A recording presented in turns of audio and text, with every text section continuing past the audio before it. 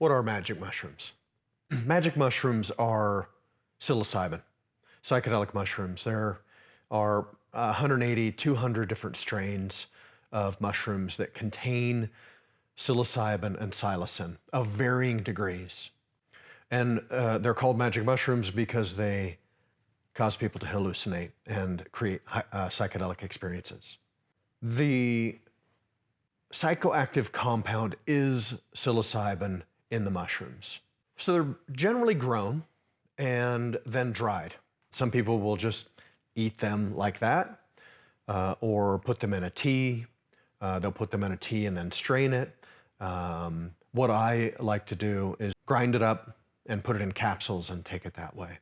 I think it's more accurate, it's easier to dose out, it's easier to transport, and doesn't taste disgusting because psychedelic mushrooms aren't the best flavor.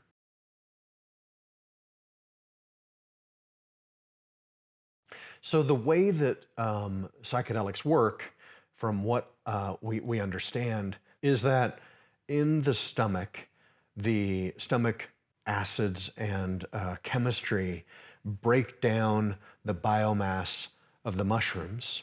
And in that breakdown, the psychoactive compound is broken apart, and that passes through the stomach lining. What happens is there are different hormones and things that happen in the brain, which cause the default mode network, where we understand that the ego exists, to downregulate.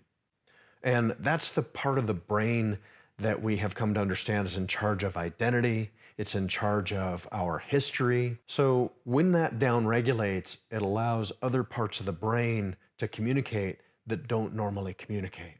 And that's where we have more creativity show up. We have the ability to solve more complex problems because we don't have the conductor or the boss who's running the show and inhibiting us from accessing and utilizing different parts of the brain together and in unison to do certain things.